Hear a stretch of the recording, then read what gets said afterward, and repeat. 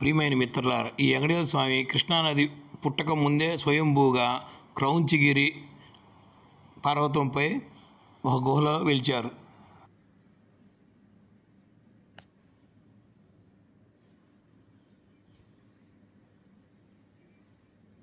ఈ full video చూసే ముందర రమేష్ హీరో త్రిబుల్ అని యూట్యూబ్ ఛానల్ లైక్ చేయండి, షేర్ చేయండి, సబ్స్క్రైబ్ చేయండి. స్కిప్ చేయకుండా చూసి నాకు సహకరించండి.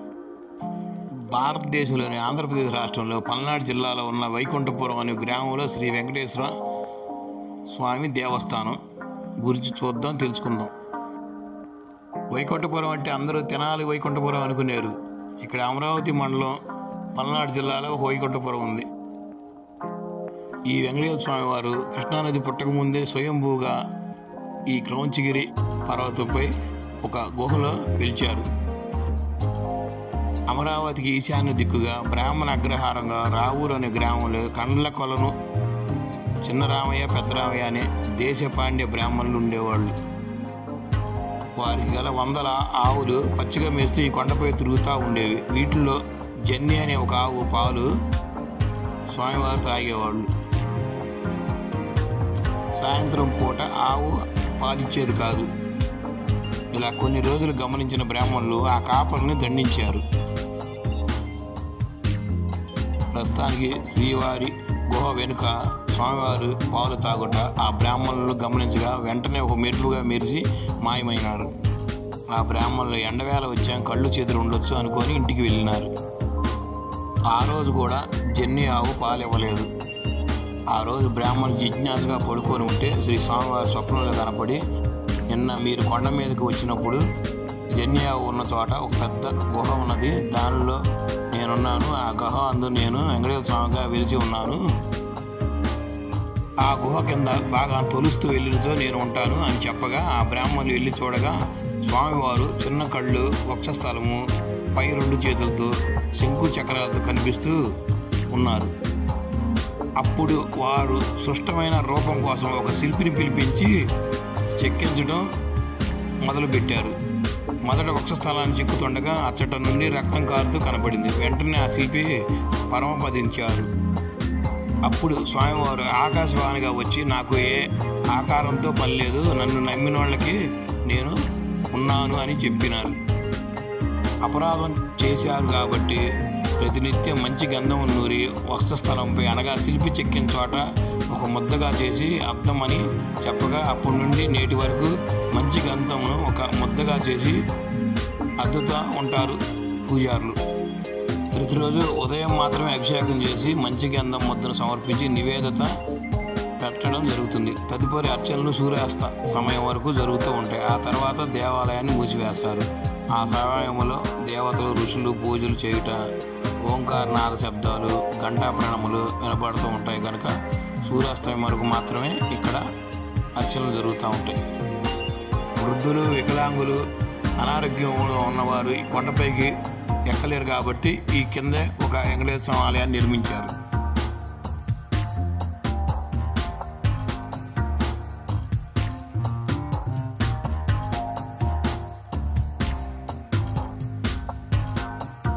ఇప్పుడు ఘాట్ రోడ్ కూడా నిర్మాణం జరిగింది.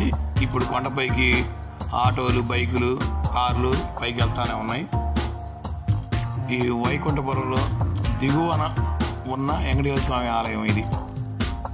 ఎగువన స్వయంభూ వెంకటేశ్వర స్వామి ఉంటారు. ఇది దిగువన ఉన్న ఆలయం.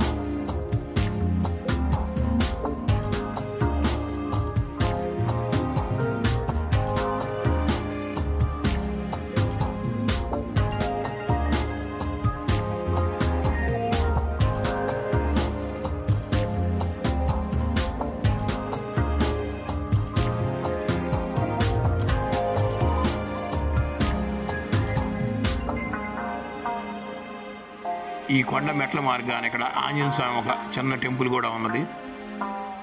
ఈ వైకుంఠపురానికి 2 కిలోమీటర్ల దూరంలో ప్రస్తుతం హరిశ్చంద్రపురంగా పిలువబడే ఒక గ్రామంలో గండవరపు అనే బ్రాహ్మణ వంశస్థులు చల్ల సజ్జ కింద నుంచి శ్రీ అలివేలు మంగమ్మ వారు ఆకాశవాణిగా వచ్చి, నా భర్త ఇక్కడికి దగ్గరలో ఉన్న కొండ మీద వెంకటేశ్వర స్వామిగా పిలిచారు, నన్ను కూడా అక్కడ ప్రతిష్ఠ చేయించని చెప్పగా చల్ల గుంజి కింద తవ్వి అమ్మవారిని వెలికి తీసి వైకుంఠ వెంకటేశ్వర స్వామి వద్ద ప్రతిష్ఠించారు.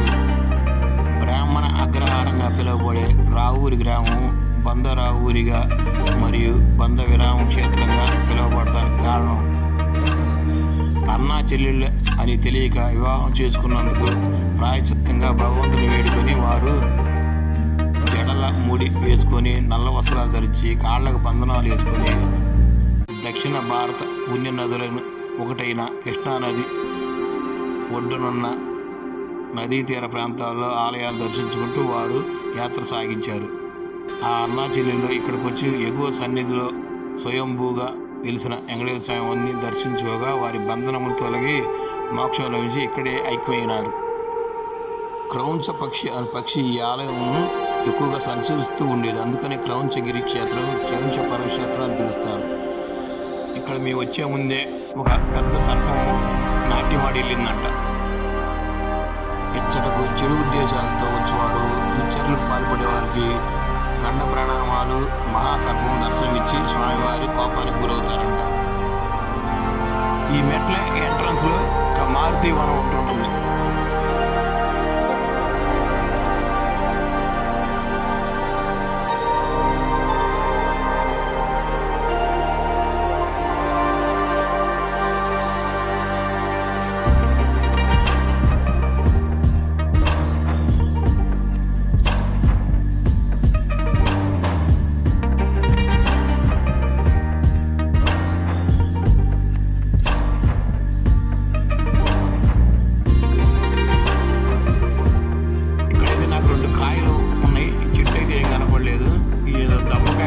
చూస్తానికి దెబ్బకాయలు అయ్యే ఉంటుంది, కానీ ఇక్కడ చెట్టు మాత్రం ఏది లేదు.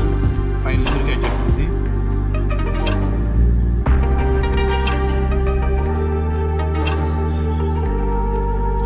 స్వయంభూ శ్రీ వెంకటేశ్వర స్వామి మెట్ల దారి సుమారు 450 మెట్లు ఉంటాయి. మొదట మత్స్య అవతారం వస్తుంది.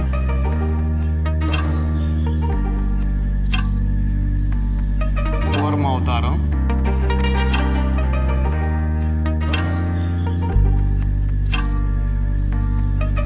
దూరంగా గరుత్మంతుడి వనం,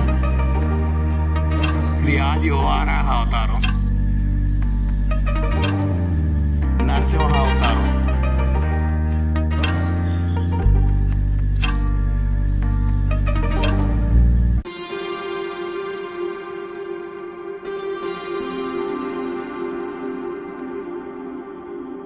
వామన అవతారం,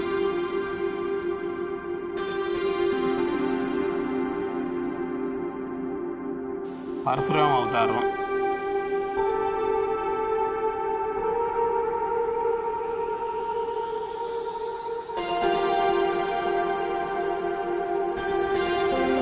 శ్రీరామ అవతారం,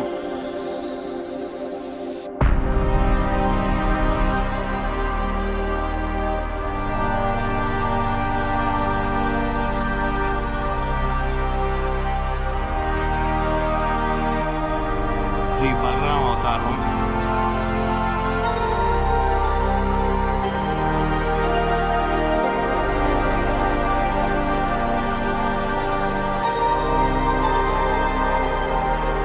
ఈ కొండ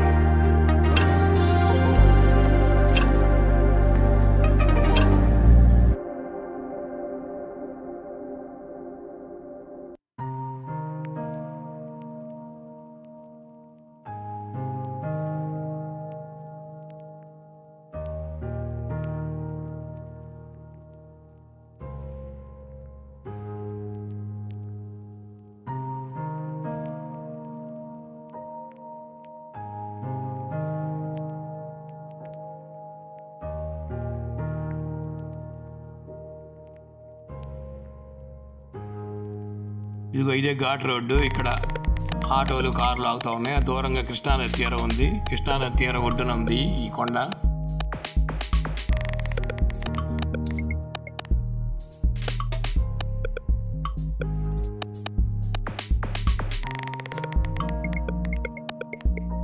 ఈ కొండపైన పొంగల్ షెడ్ ఒకటి ఉంది. ఇక్కడ కట్టెల పొయ్యిలతో పొంగల్ చేస్తూ ఉంటారు అందరూ స్వామివారికి.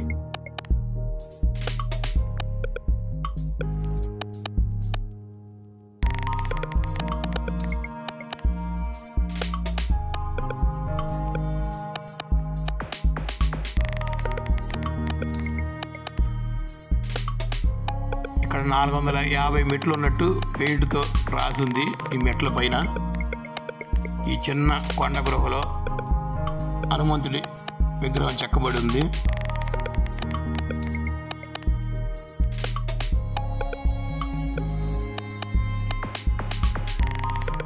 ఈ పక్క గృహలో గరుత్మంతుడి విగ్రహం ఉంది.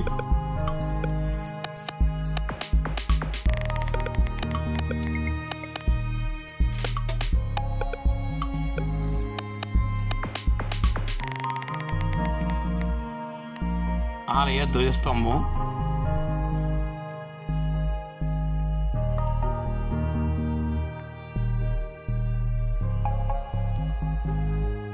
అల్లంత దగ్గరలో కృష్ణవేణి ప్రవాహం.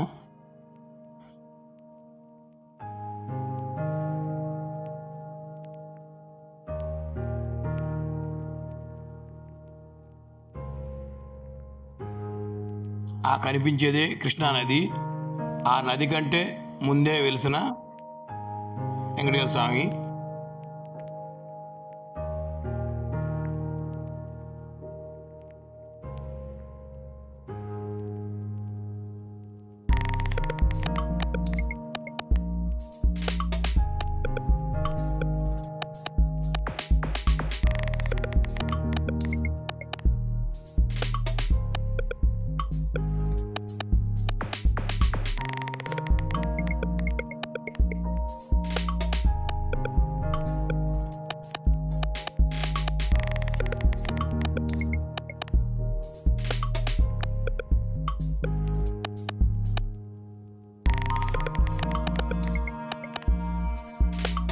ఈ ఆలయ ప్రదర్శనకు మెట్ల దారి.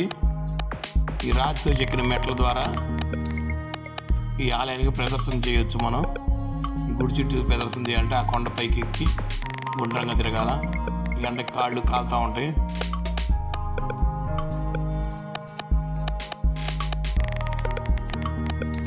ఈ రెండు కొండల మధ్య నుంచి వెళ్ళాలా ఈ ప్రదర్శనకి. ఈ విధంగా ప్రదర్శన చేయొచ్చు మనం.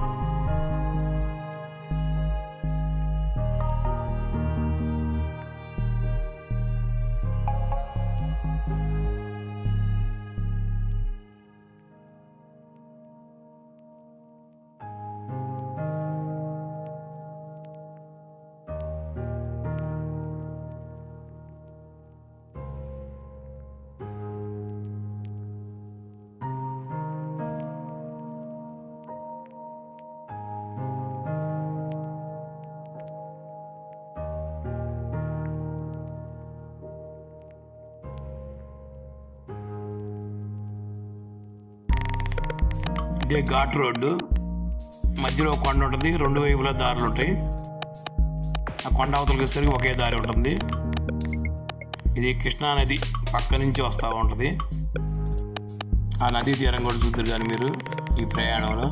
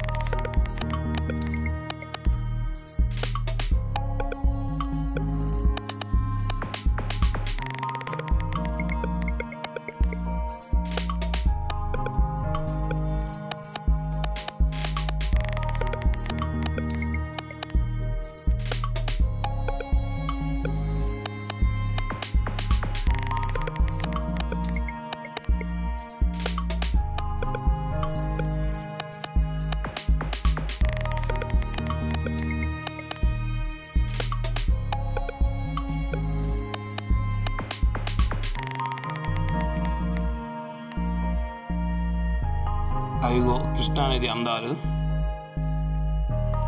ఘాట్ రోడ్డు, ఇందాక మెట్ల దారి, ఇప్పుడు ఘాట్ రోడ్డు, 2 కొండల మధ్య దారి చూడండి.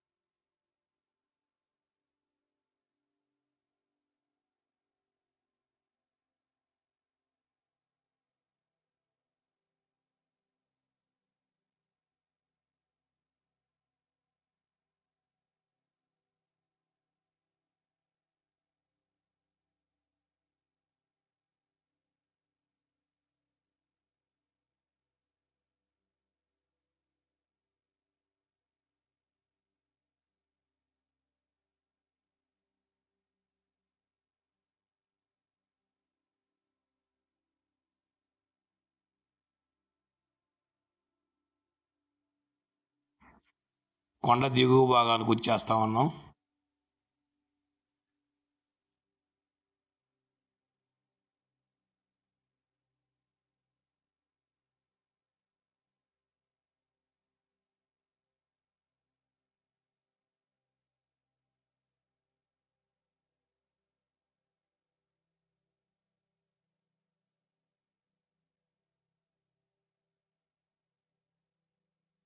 ఆ ఎదురుగా కనిపించేదే వ్యాసుడి ఆలయం.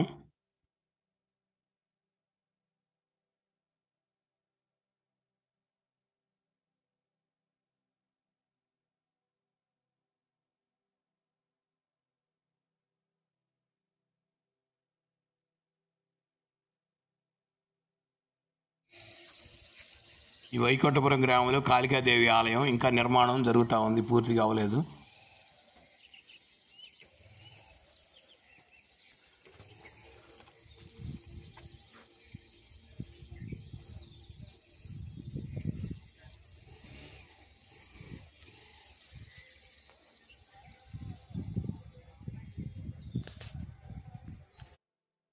ఇక్కడ తుళ్ళూరు గ్రామస్తులు సురేష్ బాబు గారు నిత్య అన్నదానం జరుగుతూ ఉంటుంది. ఇక్కడ భక్తులు ఎంతమంది వస్తారో తెలుసుకొని మరి వారికి అన్నపానీయాలు అందిస్తూ ఉంటారు.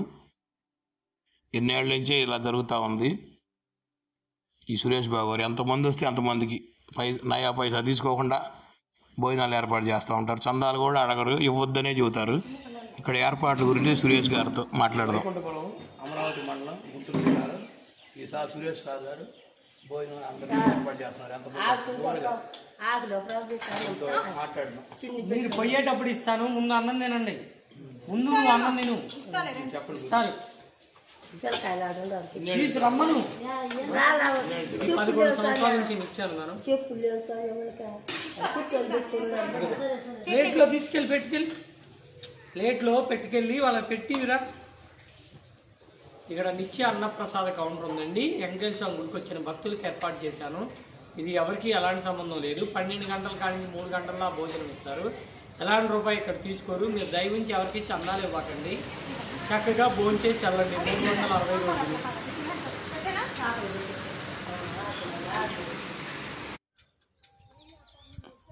ఈ వైకుంఠంలో ఆంజనేయ స్వామి విగ్రహం.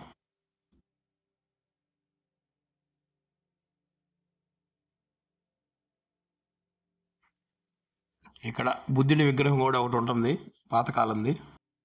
చూశారుగా ఫ్రెండ్స్. మరిన్ని వీడియోల కోసం నా Ramesh hero 999 YouTube channel like చేయండి, షేర్ చేయండి, సబ్స్క్రైబ్ చేయండి. Thank you friends.